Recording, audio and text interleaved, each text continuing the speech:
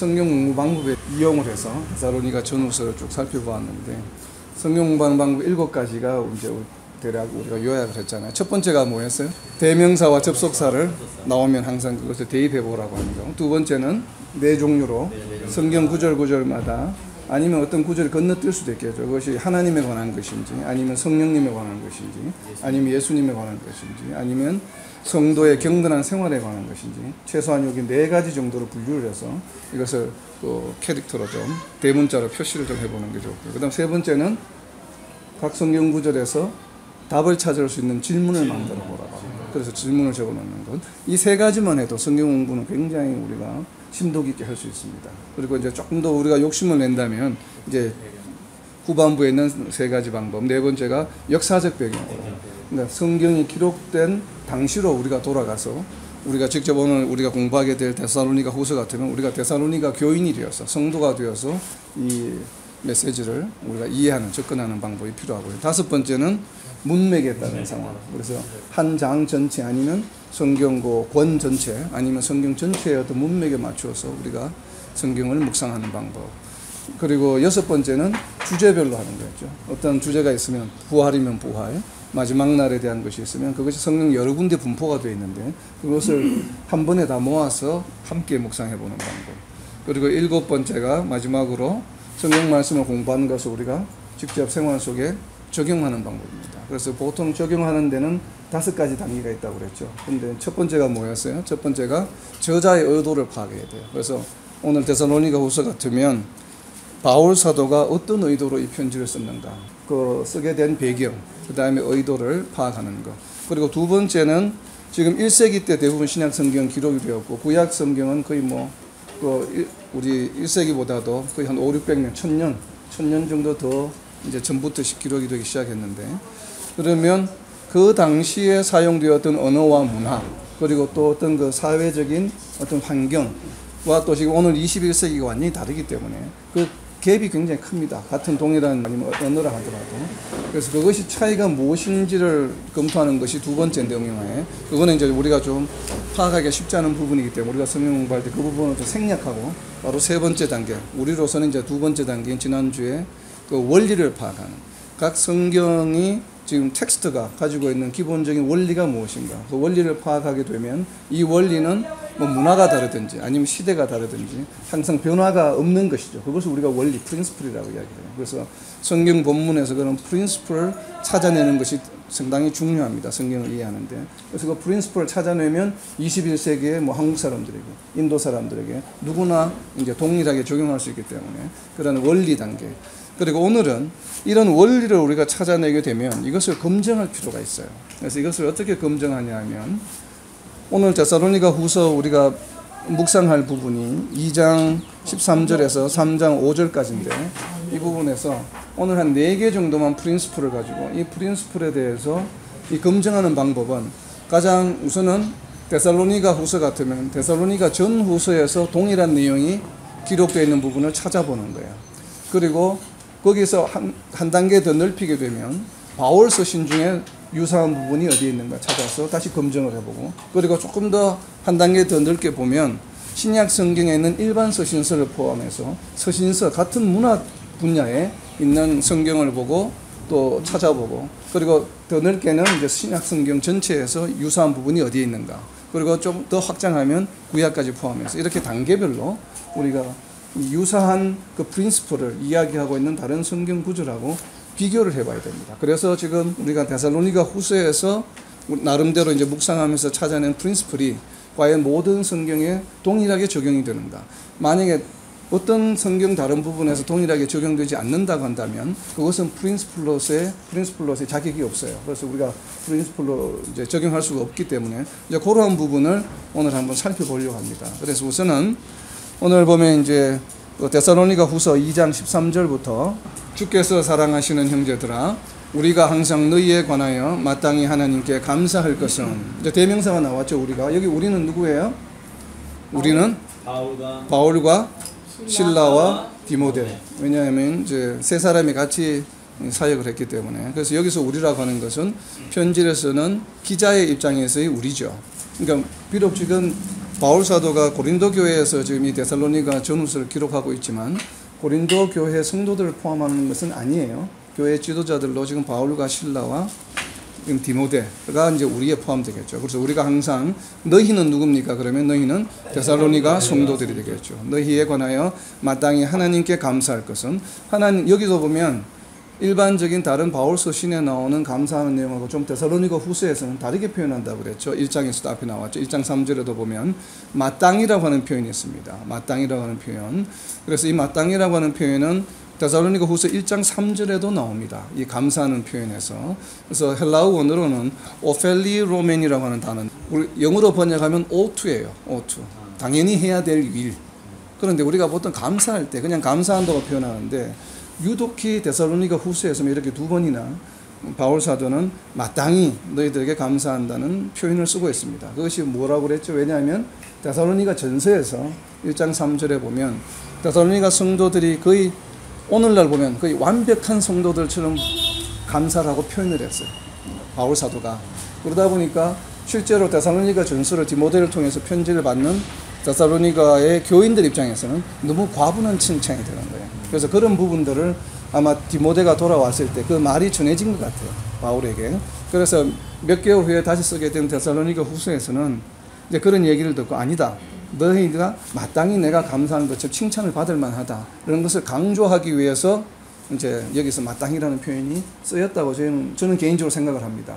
근데 혹 신학자들 중에서는 이 마땅이라고 하는 이와 같은 단어들이 데살로니가 후서에서는 이 보통 바울 서신에 나타나지 않는 보케브러들이 많이 나와요. 그래서 데살로니가 후서를 바울이 기록하지 않았다고 주장하는 학자들도 꽤 많습니다. 그래서 그 근거가 바로 평상시에 바울이 사용하지 않는 헬라어 단어를 쓰고 있기 때문에 그래요. 그 중에 하나입니다. 이 마땅히가. 근데 이제 그걸 그렇게 해석하면 안 되고 지난번에 본 것처럼 3장 마지막에 보면 본인이 쓰고 있다고 친필로 쓰고 있다고 이야기하고 있잖아요. 그렇기 때문에 바울이 쓴 것은 저희는 맞다고 봅니다. 근데 단지 이제 이것을 왜 이런 표현을 쓰고 있냐면 아까 말씀드린 대로 전서에 대한 그 칭찬에 대해서 그 성도들이 너무 과분하다고 생각하고 있기 때문에 그것을 다시 인카리지 해주겠습니다. 아니야, 너희는 당연히 마땅해. 그래서 이제 이렇게 마땅이라는 표현을 썼다고 봅니다. 그래서 이어지는 내용들은 감사하는 내용이에요. 무엇을 감사하냐면, 자, 이 부분 좀 어렵습니다. 오늘 13절하고 14절 부분이 조금 어려운 부분이에요. 13절에 보면 하나님이 처음부터 너희를 택하사. 자, 이것이 칭찬하는 첫 번째 내용이죠. 또 두 번째는 성령의 거룩하게 하심과 진리를 믿음으로 구원을 받게 하신 것이 참 감사하다는 것이고, 그리고 세 번째는 14절에 이어지는 이를 위하여 우리의 복음으로 너희를 부르사 우리 주 예수 그리스도의 영광을 얻게 한 것에 대해서 참 감사하다는 내용이에요. 매핑이라는 방법으로 한번 살펴보려고 그래요. 그래서 첫 번째가 하나님이 처음부터 너희를 택하사라고 하는 표현을 우리가 문장을 보면 언뜻 떠오르는 게 있죠. 택하사 하는 게. 이와 유사한 표현을 어디에서 하고 있습니까, 성경에? 이거는 뭐에 관한 것이에요? 이게 무슨 뜻이겠어요? 하나님이 처음부터 너희를 택하셨다라고 하는 거예요.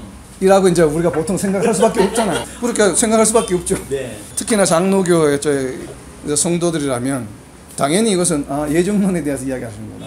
태초부터 우리를 선택하시고 예정하시고 선택하셨다라는 것을 알고 있기 때문에 이걸 읽는 순간에 그렇게 될 가능성이 상당히 높습니다. 또 실제 그럴 수도 있습니다, 이 뜻이.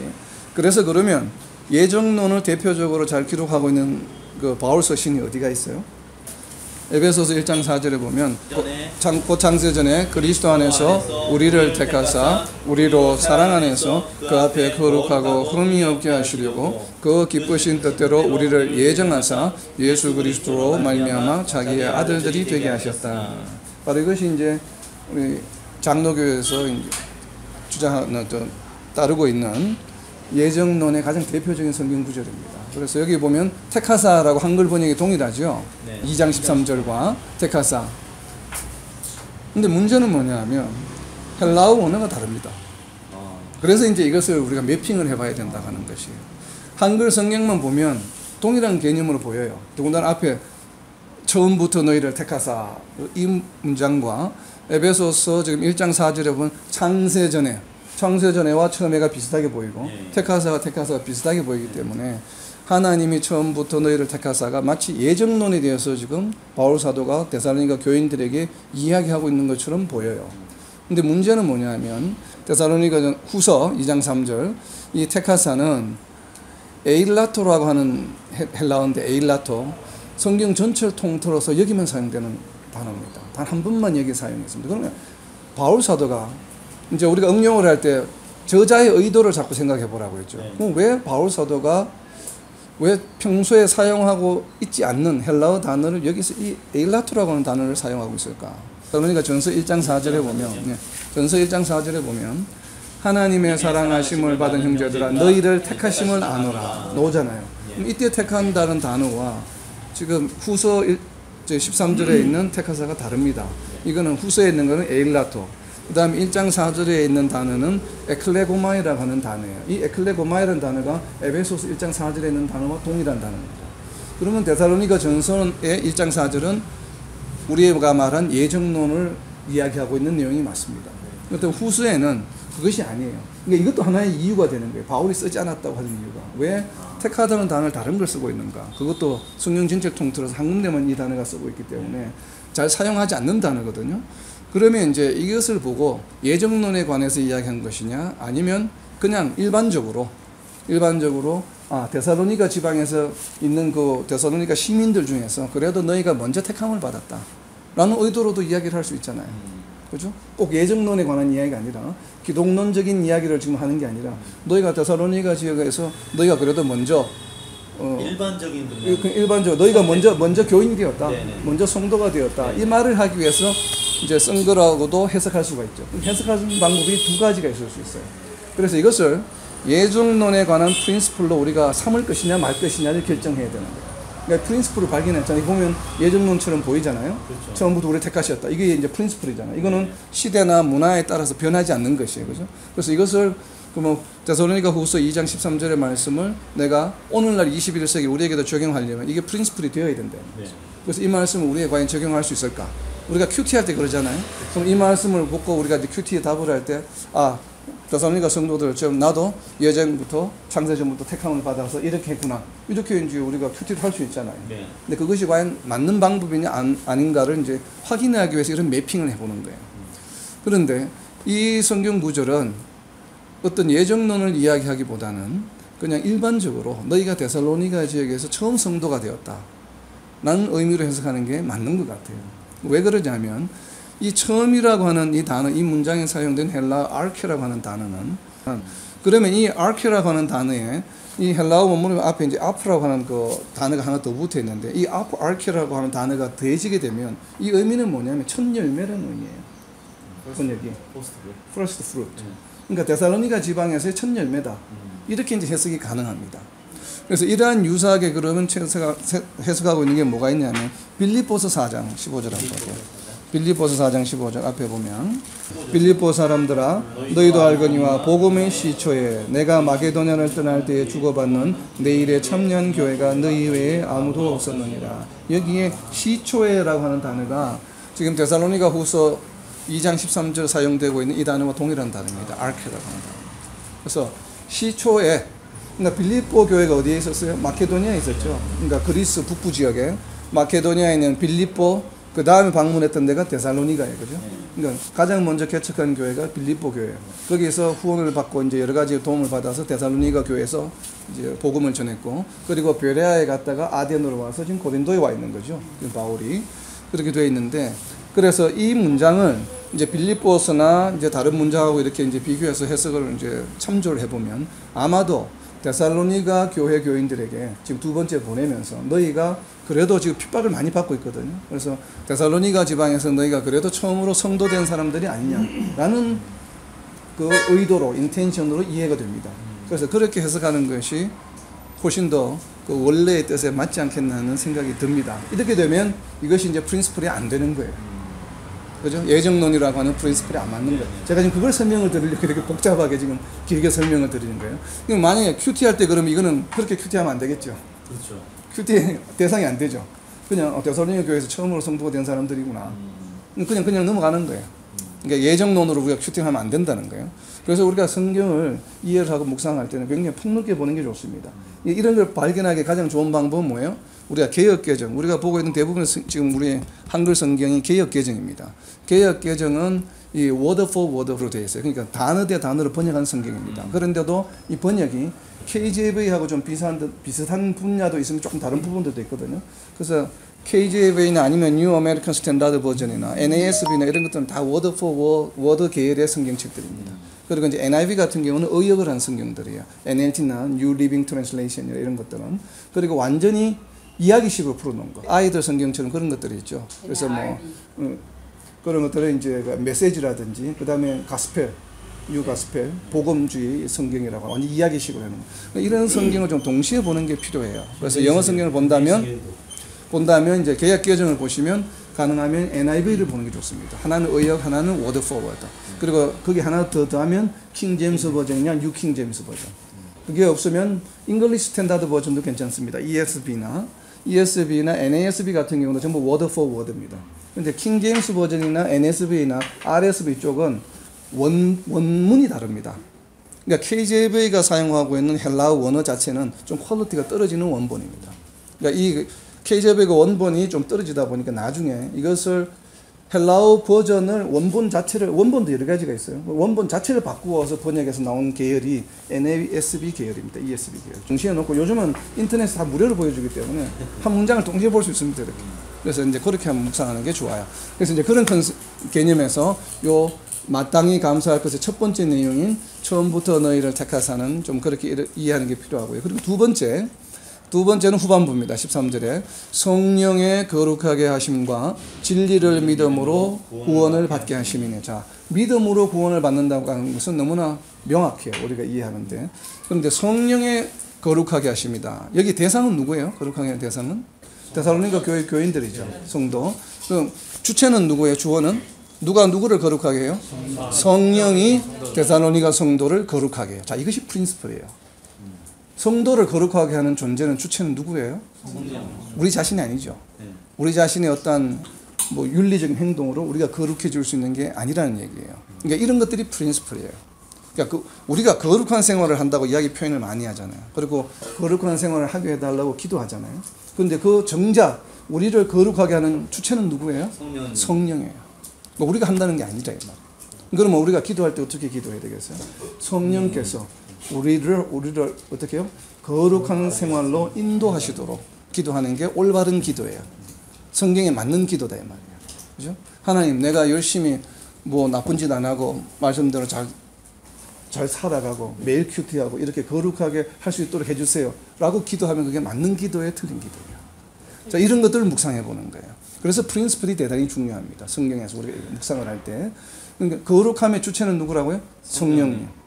그리고 우리는 거기에 대한 목적어예요. 우리가 이 거룩하게. 그러면 성령이 우리를 거룩하게 한다는 프린시플은 이해를 했는데, 그러면 구체적으로 어떻게 성령이 우리를 거룩하게 하죠? 그걸 알아야 될 거 아니에요. 그걸 알아야 우리가 적용을 할 거 아니에요. 그렇다고 해서 그냥 마냥 성령님 거룩하게 해주세요 기다리고 있으면 거룩하게 됩니까? 아니면 기도한다고 될까요? 물론 기도하면 응답해 주시면 되죠. 하나님께서 해주시면. 그러나 그런 방법보다는 보편적으로 성령께서 우리를 거룩하게 해주신다고 하는 것은 프린시플이에요. 그럼 이것을 우리가 어떻게 하면 성령이 우리를 거룩하게 해주실까에 대한 호기심을 가져야 돼요. 성령 말씀 묵상할 때는. 그래야 구체적으로 우리가 알 수가 있잖아요.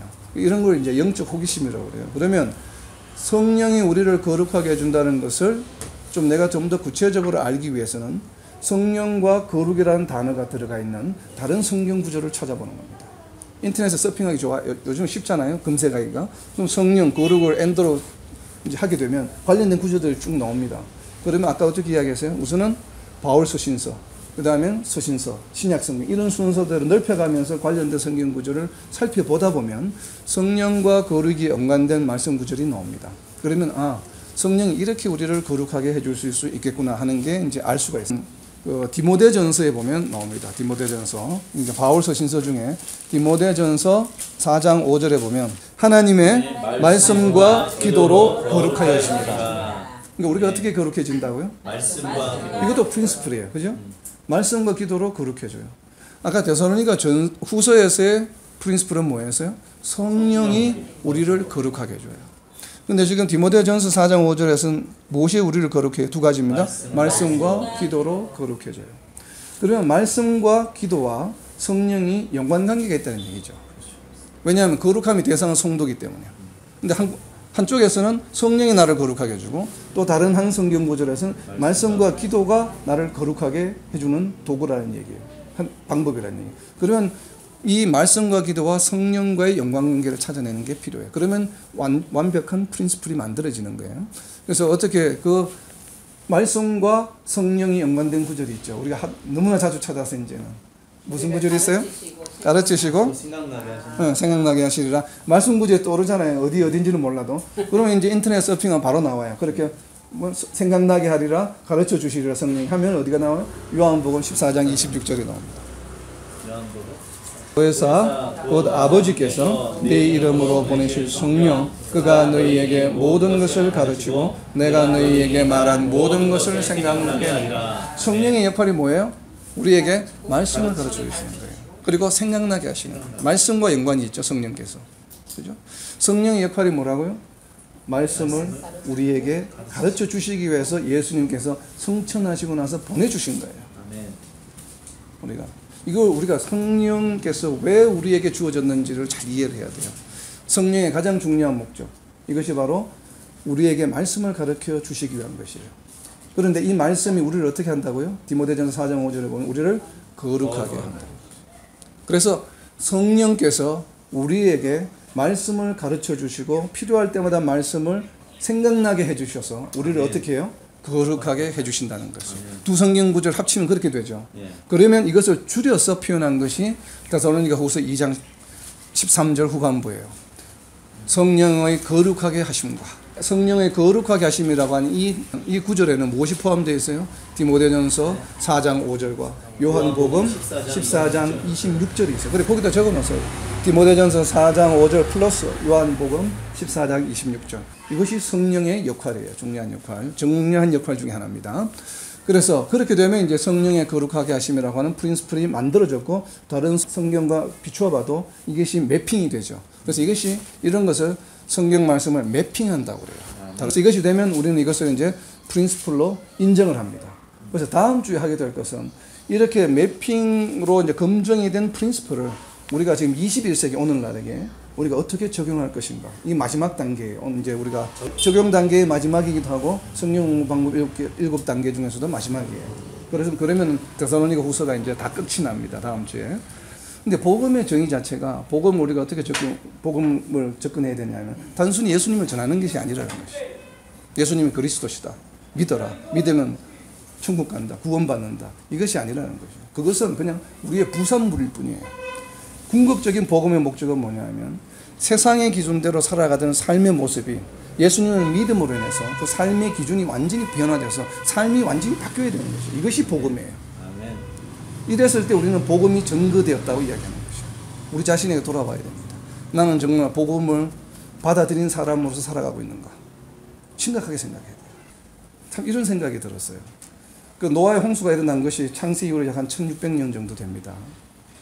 그러면 그 당시만 해도 한 세대를 30년으로 한 세대를 했을 때 2의 배수로 해서 이게 1500년 동안 인구가 정식을 하게 되면 번성을 하게 되면 어떤 학자들은 그렇게 이야기합니다. 지금보다도 인구가 더 많았다 그때야. 그렇기 때문에 보통 보면 우리 성경에도 보면 족보를 보면 여러 명씩 막 낳잖아요. 근데 그것이 계속 20년 단위로 또 결혼도 일찍 하니까 그리고 나이도 오래 살잖아요. 900년, 600년 이렇게 살았다 이 말이에요. 그러면서 이 자손이 엄청나게 불어서 아마 지금보다도 인구가 훨씬 많았을 것이다 라고 많이 생각을 합니다. 그럴 가능성이 있었던 게 그때는 육식을 하지 않았기 때문에 노아 홍수 전에는 전부 채식이었거든요. 그러니까 짐승들도 전부 채식이었어요. 다. 이제 그런 상황에서 인구가 많았는데 뭐 적게 잡는다고 하더라도 어쨌든 수억 명은 됐을 거예요.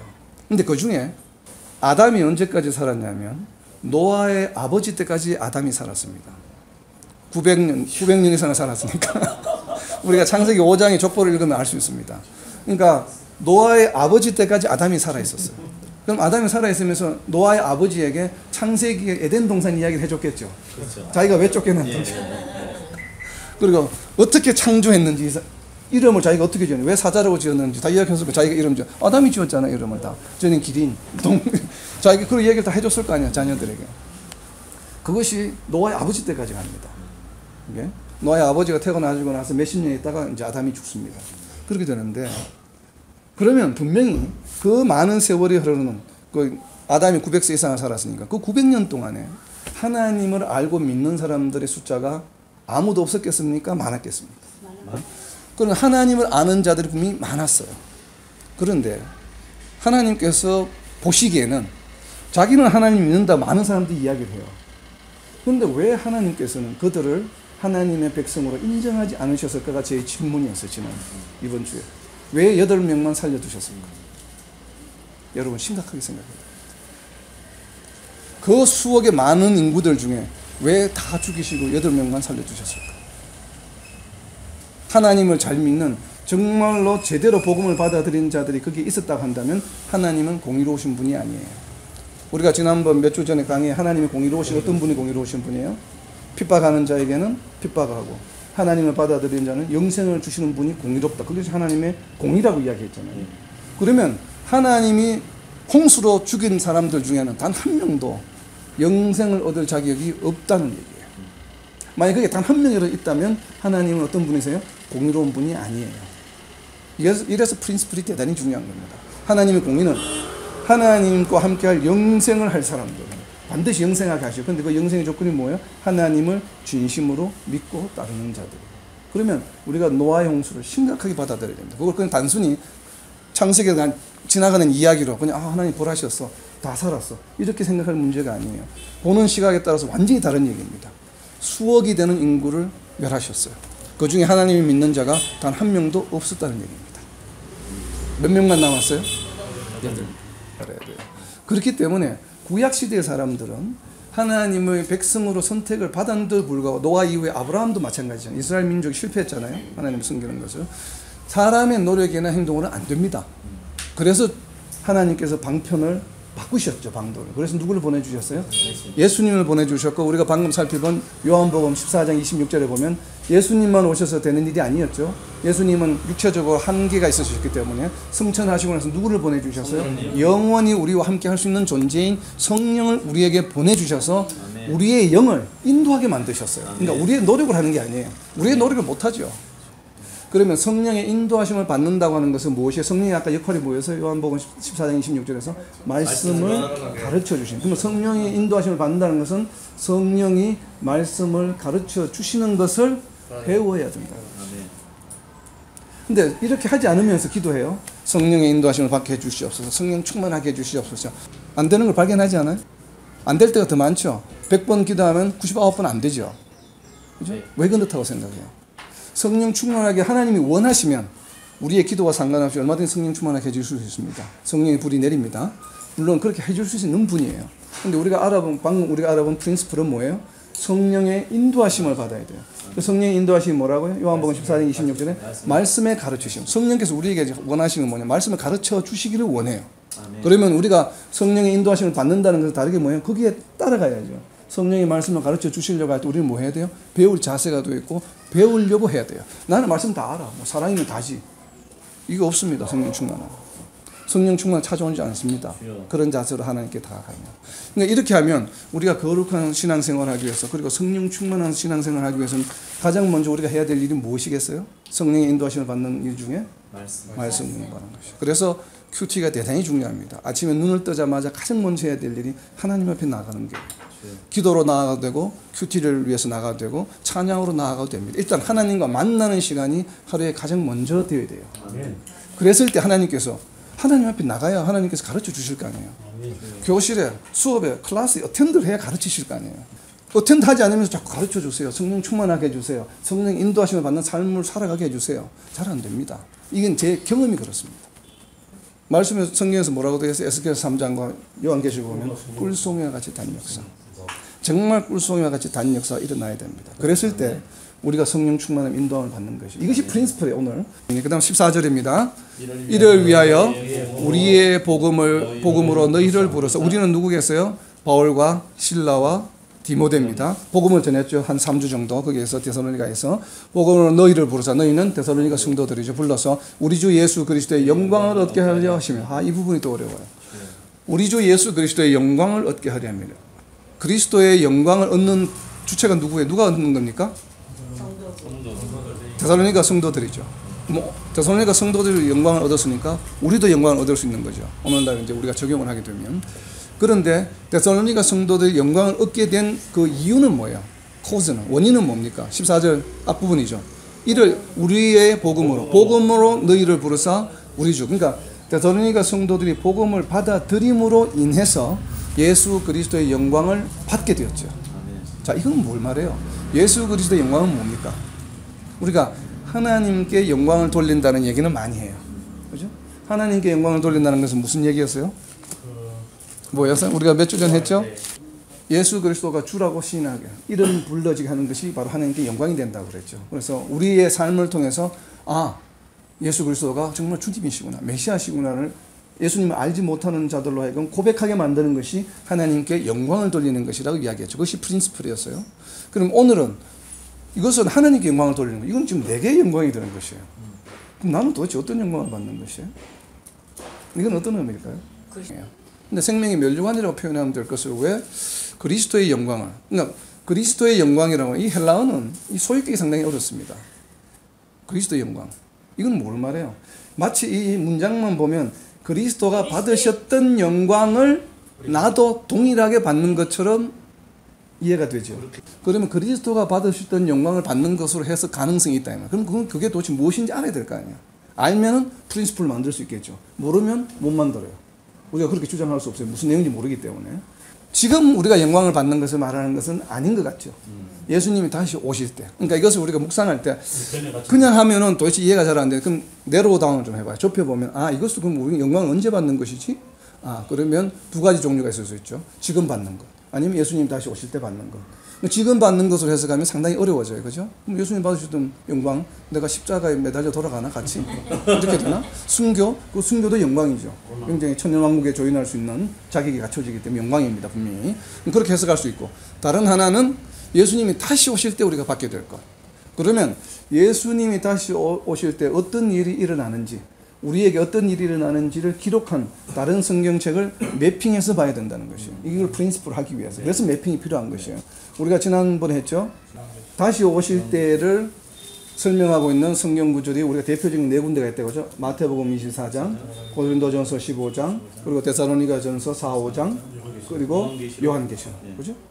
보면, 자, 우리가 고린도전서에 보면 우리가 어떻게 될 것인지에 대한 이야기가 있습니다.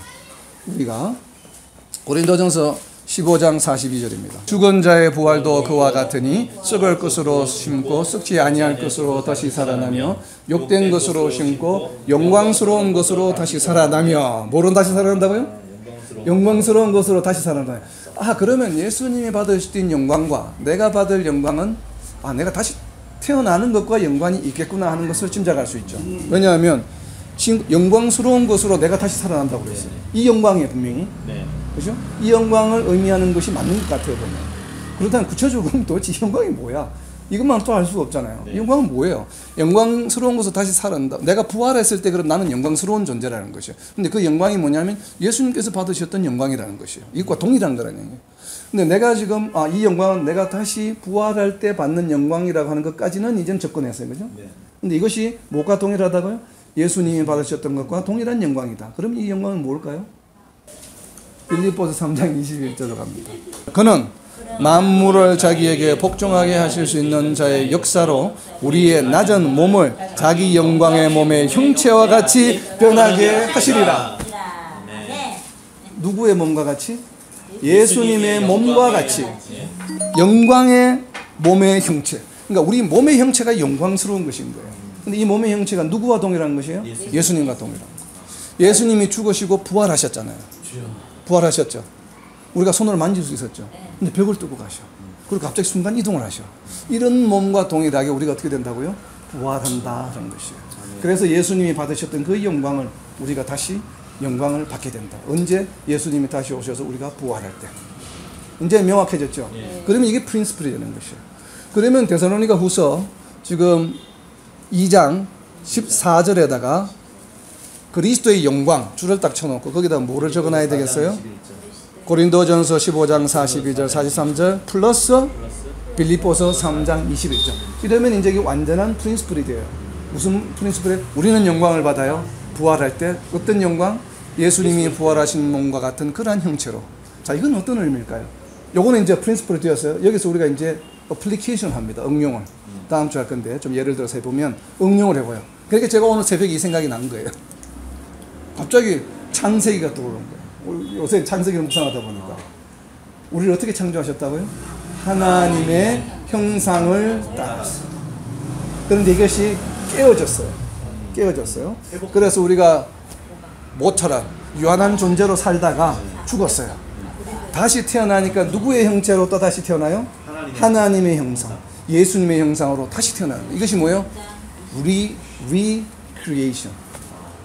새로운 창조. 새 하늘과 새 땅과 새 몸이 되는 것이에요. 그래서 에덴 동산을 만든 창세기 1장이 새롭게 요한계시록에서 시작되는 것이죠. 그래서 창세기 1장과 요한계시록 20장 21장 뭐예요? 새 하늘과 새 땅과 우리 존재도 하나님의 형상대로 다시 지으심을 받은 것이에요.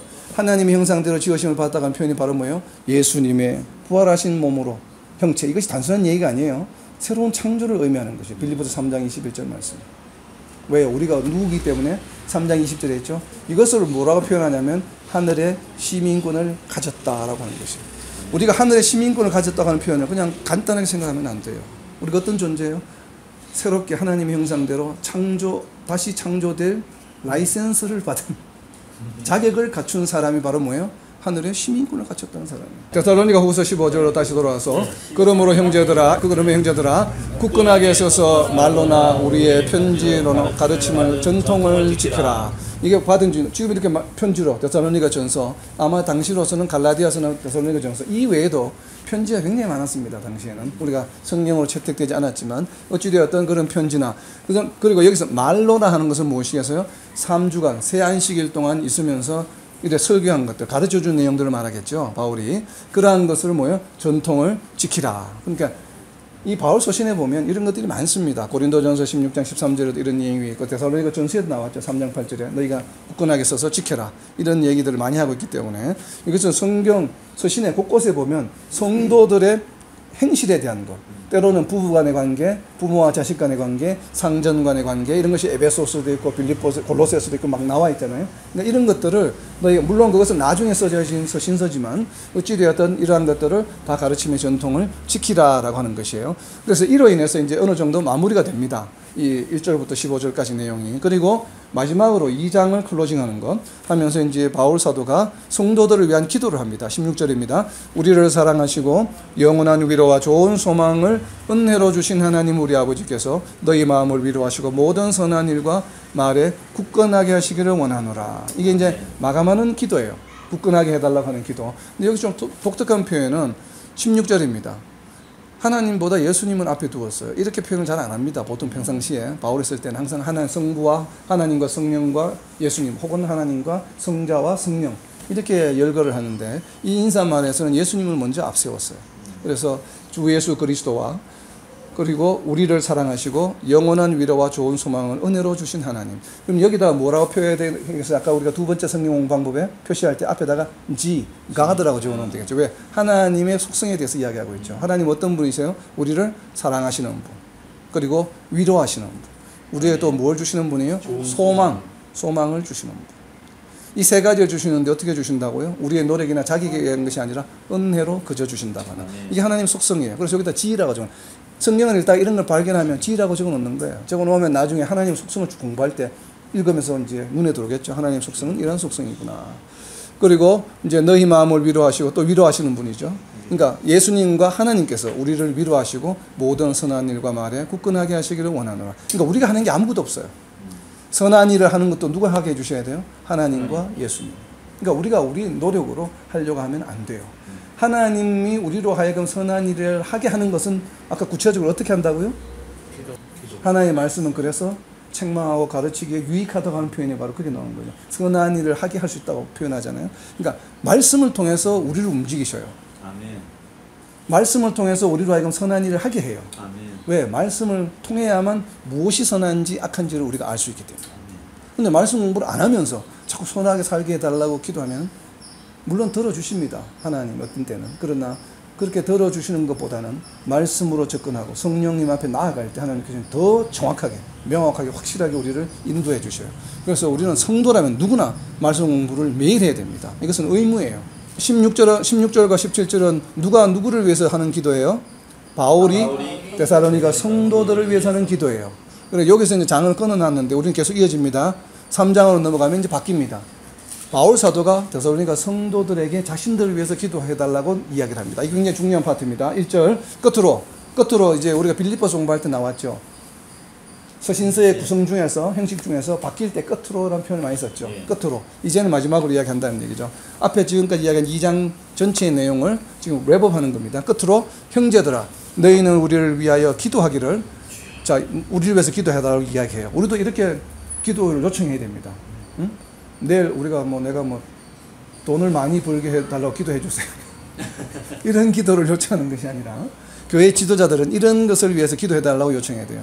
뭐라고 이야기합니까? 주의 말씀이 너희 가운데서와 같이 퍼져나가 영광스럽게 돼. 이건 무슨 말이에요? 복음 전거죠. 그리고 첫 번째가 복음 전거. 내가 말씀을 전하는 복음 전도자의 역할을 잘 감당할 수 있게 해다오.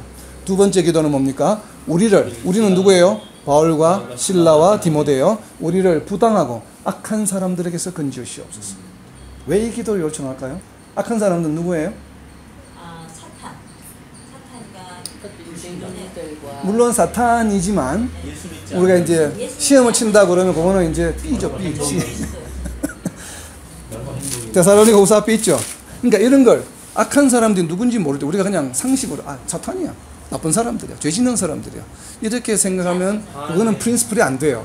그래서 데살로니가 후서에 우리가 배웠잖아요. 지난주에 2장에 나와 있죠. 악한 사람들은 누구예요?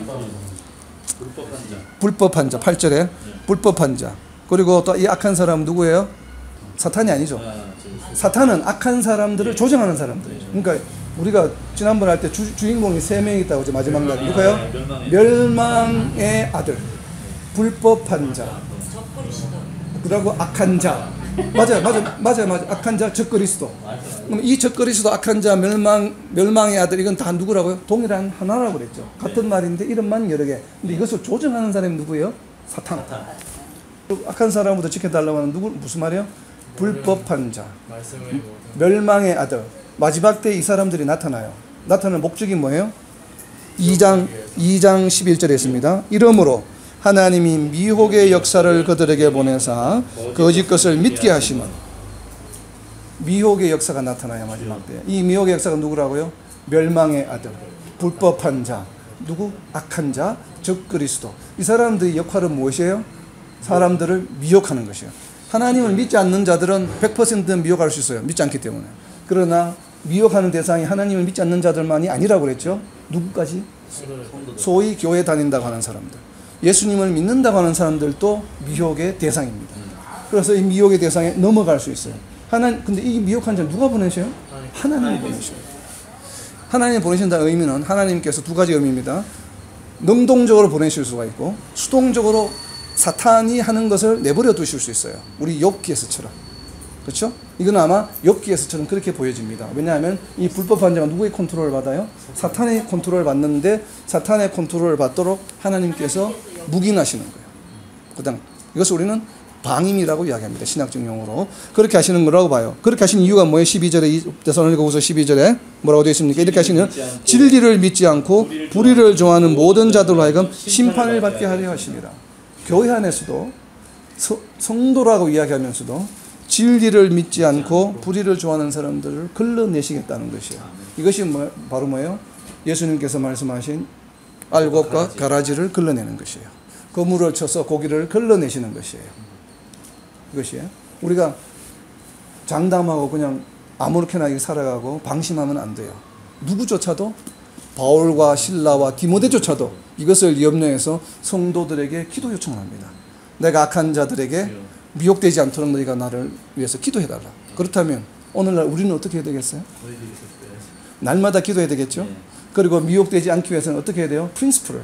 오늘 우리가 공부했던 프린시플을 계속 우리 쌓아나가야 되겠죠. 아, 우리가 영광을 받는 건 이런 것이구나. 하나님의 속성은 이런 것이구나.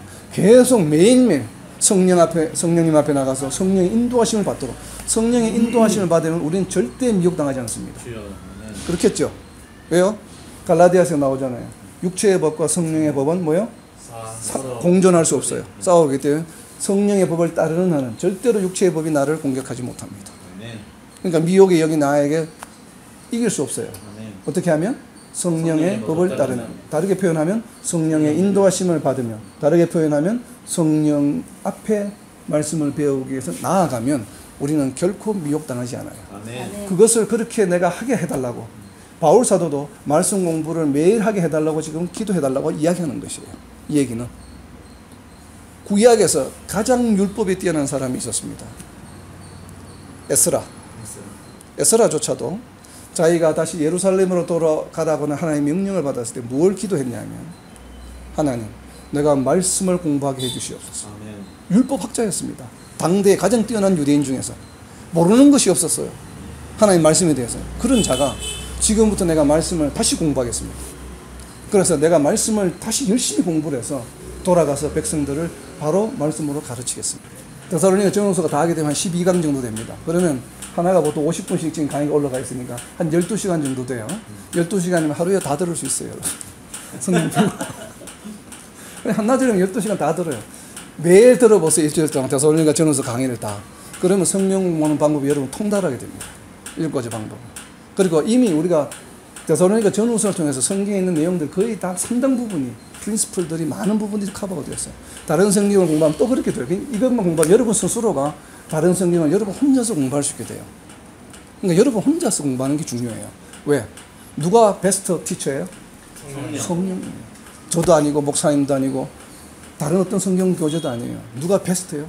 가장 뛰어나신 요즘 말하는 건 뭐라고 인강이라고 하네. 쪽집 성경의 일타강성 누구예요? 성령이에요.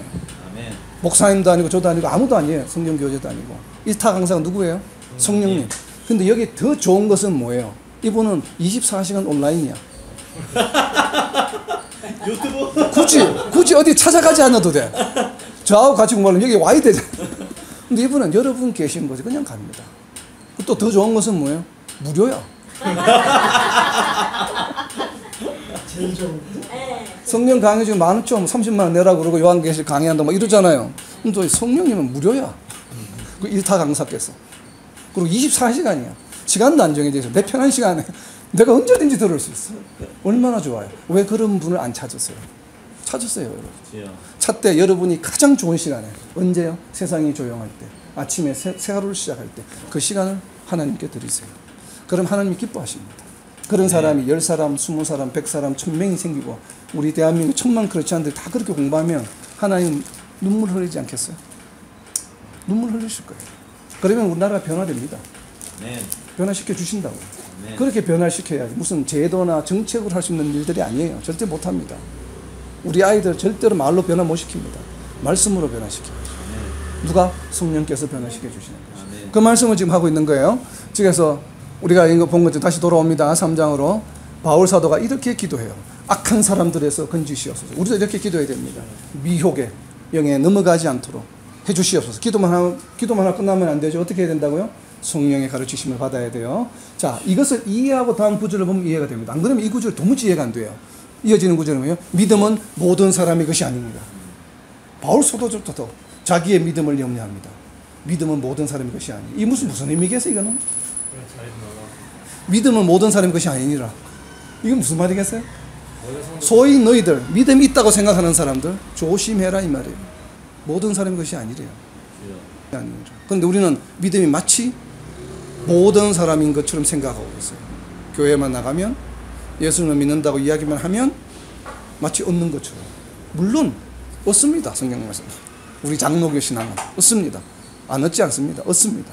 그러나 많은 성경 구절들이 뭐를 또 요구를 해요? 지난주 살펴본 것처럼 믿음의 역사. 데살로니가 전서 1장 3절에 있었잖아요. 믿음의 역사. 1장 3절에 너희의 믿음의 역사와 사랑의 수고와 우리 주 예수 그리스도에 대한 소망이 믿음이 명사가 아니라고 그랬죠. 믿는 자라면 반드시 해야 될 일들이 있어요. 그래서 믿음은 모든 사람의 것이 아니라고 이야기하는 것이에요. 믿는다고 하면서 믿는 사람의 표시가 안 나요. 옆 사람이 보기에 도저히 저 사람 교회 다니는 사람인지 아닌지 모르겠어요. 어쩌다가 나 교회 다녀. 너 교회 다녔어? 이렇게 이야기하면 안 된다 이 말이에요. 주변 사람들이. 쟤 참 이상하게 행동하네. 그럼 주변 사람 따라요. 쟤는 교회 다니니까 저래. 이렇게 돼야 돼요. 그게 예수쟁이에요. 생각하는 것과 사고와 가치관이 달라야 됩니다.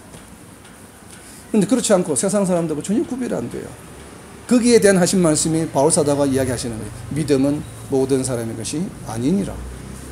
자, 3절입니다. 주는 미쁘사 너희를 굳건하게 하시고, 그래서 이제 이해가 되죠. 이것은 다시 성도들을 위해서 기도합니다. 나머지 3절부터는.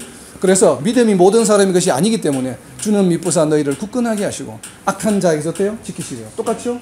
내가 악한 자로부터 미혹되지 않도록 기도해달라. 그리고 또 본인도 성도들을 위해서 악한 자에게서 지키시리라 이렇게 기도합니다. 4절입니다. 너희에 대하여는, 그리고 너희 데살로니가 성도들에 대하여는 우리가 명한 것을 너희가 뭘 하라고요?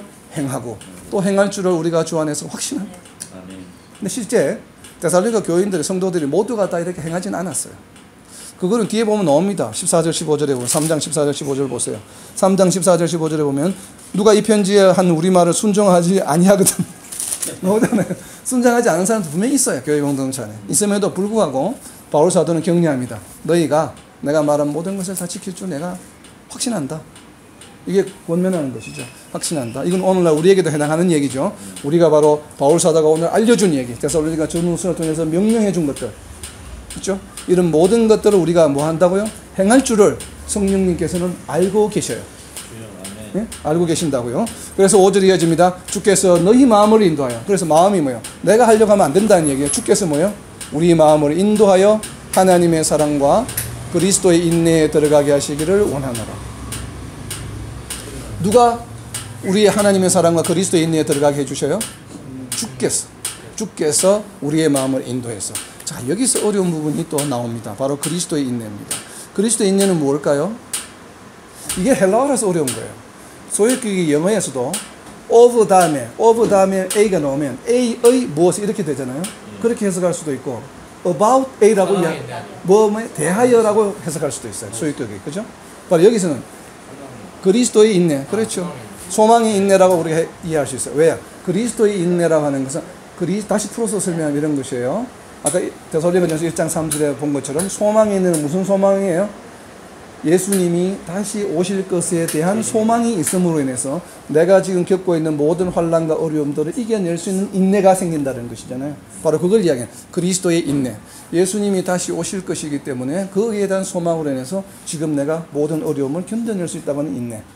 이것이 하나고, 두 번째 해석은 다른 방법의 해석이에요.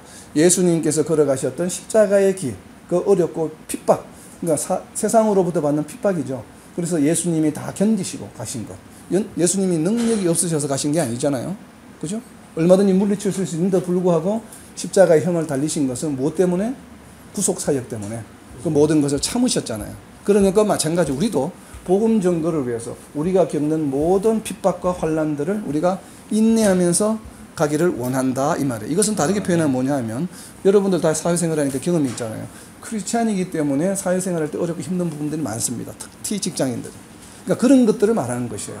물론 인도와 같이 또 중국과 같이 북한과 같이 신앙으로 해서 핍박받는 경우도 직접적인 예가 되지만 간접적인 예들도 너무나 많아요. 그러한 가운데서 너희들이 뭐예요? 인내하면서 믿음을 포기하지 않고 계속 너희들로 인해서 주변 사람들이 뭐예요? 하나님의 풍성한 은혜를 체험하게 되는, 그리고 하나님께 영광을 돌리는 그 사람들이 예수님은 정말 주님이시구나, 메시아시구나 고백하게 만드는 그런 생활들을 하라고 하는 것을 말해요. 그래서 정말 우리 BKC와 또 우리 임마누엘 교회와 이 땅에 있는 모든 교회들이 이러한 삶을 살아가는 우리 하나님의 참된 백성들이 되기를 예수님의 이름으로 선포합니다. 아멘.